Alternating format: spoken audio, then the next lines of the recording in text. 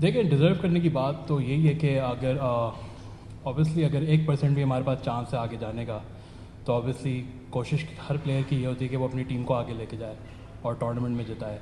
तो मेरी भी यही कोशिश है और आई एम श्योर बाकी सबकी भी यही कोशिश है, लेकिन थोड़ी एग्जीक्यूशन हमारी ख़राब रही है।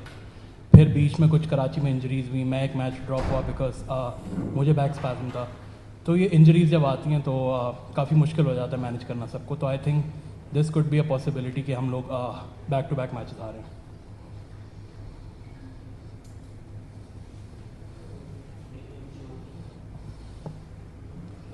क्वेश्चन मेरा सैयद जफर अब्बास पर था। कराची किंग्स की टीम इतनी वेल कंपोज नज़र नहीं आ रही। जब तक टीम की जो कंपोजिशन है इतनी स्ट्रॉन्ग ना हो तो परफॉर्मेंस में बहुत फर्क पड़ जाता है। आपको क्या लगता है कि आगे जब जैसे जैसे बंदा मैच लूज करता है तो उसकी कंपोजिशन में उसके स्ट्रेंथ आती जाती है, तो क्यों नहीं आ पा रही, क्या वजह क्या है? देखिए, मुझे ऐसा लगता है कि शुरू के जो 3 मैचेस थे उसमें हमारा कॉम्बिनेशन बहुत अच्छा था और हमारी एग्जीक्यूशन भी बहुत अच्छी थी। और अगर आप देखें कि मिडिल पीरियड में मैच के एक ऐसा टाइम आता है जहाँ हमारी बॉलिंग बहुत अच्छा कर रही थी, लेकिन अभी क्योंकि अभी इंजरीज़ भी बहुत रही हैं, मैं इस तरह वही बता रहा था इससे पहले वाले सवाल में कि इंजरीज़ बहुत ज़्यादा रही हैं और निकल्स भी रहे हैं। जैसा आप आज देखें तो शायद अजीज़ ने अच्छा स्टार्ट किया था, लेकिन उनको भी शोल्डर इंजरी की वजह से बाहर जाना पड़ा, तो आज भी हम एक बॉलर लेस हो गए थे। तो ये चीज़ें देखें क्रिकेट के साथ आती हैं ज़िंदगी में और I think injuries are part of life और उसी तरह फिर कॉम्पोजिशन बन नहीं पाता, क्योंकि जब लक आपके फेवर में ना हो ऑब्वियसली कोशिश हमारी यही होती है फील्ड के अंदर कि हम मैच जीतने की तरफ जाएं, लेकिन कुछ सर्कमस्टांसेस ऐसे हो जाते हैं ज़िंदगी में कि you can't do anything about it. Azam मैं ये जानना चाह रहा था कि मोइन अली हो गए या डेविड वार्नर हो गए, इंटरनेशनल क्रिकेट में अपने अपने मुल्क को रिप्रेजेंट अब नहीं करते हैं। सो एक तज्जिया ये भी किया जाता है कि कराची किंग्स के जो टॉप प्लेयर्स हैं अब उनका कुछ स्टेक पे नहीं है कि उन्होंने नेशनल सेलेक्टर्स को, नेशनल मीडिया को, एक्स क्रिकेटर्स को प्रूव करना है कि हमने वापस स्पेस भी बनानी है, तो थोड़ा रिलैक्स्ड 5 मैचेस में ये फैक्टर है या आपको दोनों बेस्ट क्रिकेटर लगते हैं? डेफिनेटली आप तो साथ खेल रहे हैं, कैप्टन भी है। देखिए, मैं दोनों के साथ क्रिकेट खेला हूँ माशाल्लाह से। मैं उनके साथ CPL में भी खेला हूँ, ऑल ओवर द वर्ल्ड भी खेला हूँ, मोइन भाई के साथ, डेविड वार्नर के साथ। बट पर्सनली आई थिंक कि ये लोग हमारी टीम के लिए बहुत फ़ायदेमंद साबित हुए हैं। अगर आप देखें कि मेरी एक बहुत अच्छी पार्टनरशिप लगी थी डेविड वार्नर के साथ, तो मोइन भाई ने 2 मैचेस जिताए हैं। तो ऐसी बात नहीं कि वो लोग रिलैक्स हैं या कुछ है, लेकिन in the and it's all about कि आप गेम से कितना प्यार करते हैं। अगर ऑब्वियसली आप अपने घर बार छोड़ कर आए हुए हैं और आपको पता है एक सिक्योरिटी बबल के अंदर हम लोग बड़े दिनों से रह रहे हैं, तो मेंटली भी काफ़ी चीज़ें होती हैं जो अफेक्ट करती प्लेयर को, लेकिन in the end they're all giving up for the team.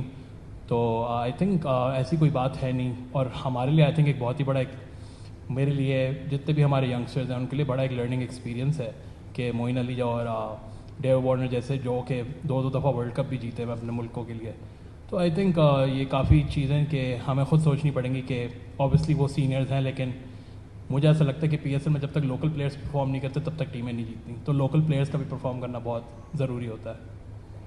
अस्सलाम वालेकुम आज़म भाई, अली अहमद।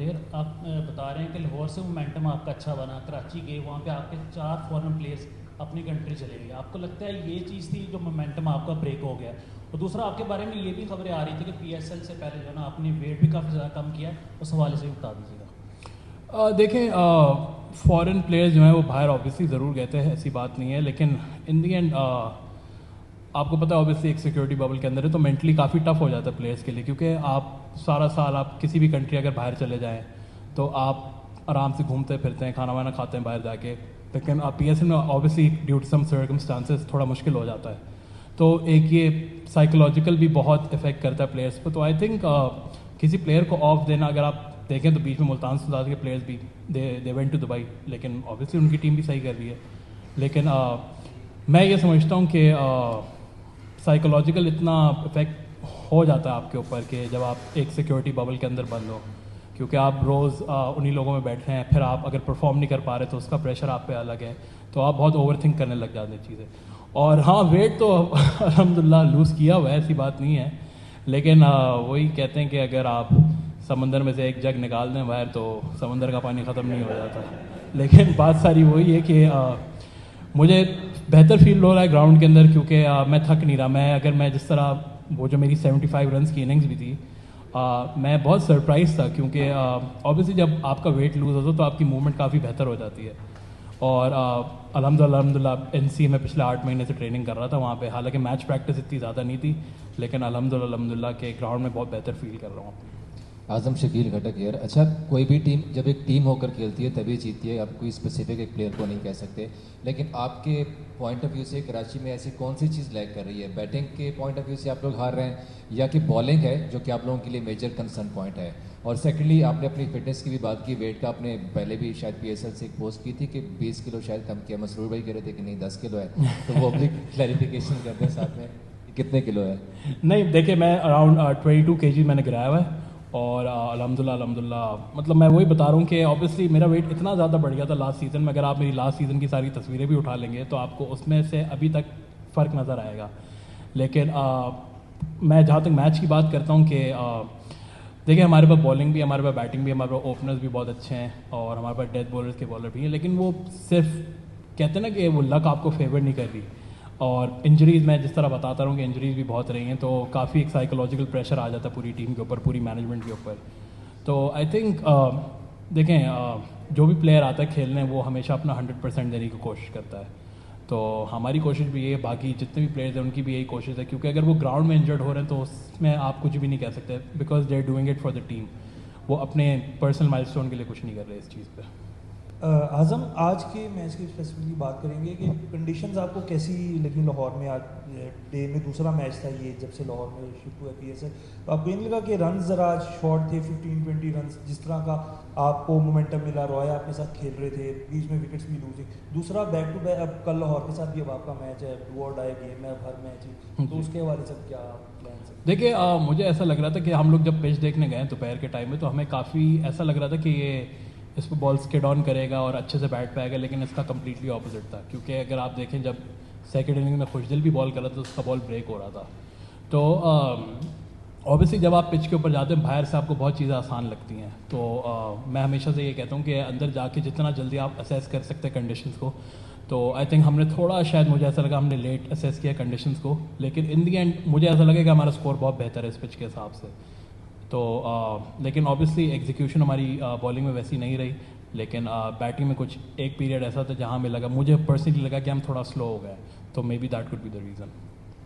आजम, लाहौर में शुरुआत अच्छी रही आप लोगों की, लेकिन कराची जाते इंजरीज भी हुई और मैचेस भी नहीं जीत सके। अब लाहौर में वापस दोबारा आए, आज मैच में हमने देखा फील्डिंग में काफ़ी लैग दिखाई दिया, कैचेस ड्रॉप हुए और फास्ट बॉलिंग भी उस तरह नहीं हो सकी। डेविड वार्नर के बारे में बताइएगा, थोड़ा सा जब कराची में मैचेस हार रहे थे, गो के वो नहीं खेल रहे थे, गुस्सा करते हैं ड्रेसिंग रूम में, क्या समझाते हैं, कैसे बिहेव करते हैं?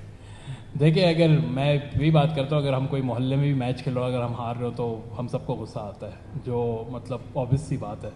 लेकिन एक ऑस्ट्रेलियन माइंडसेट के साथ ऑब्वियसली जब वो हमें चीज़ें बताते हैं ग्राउंड के अंदर, तो उसको अप्लाई करने की कोशिश करते हैं।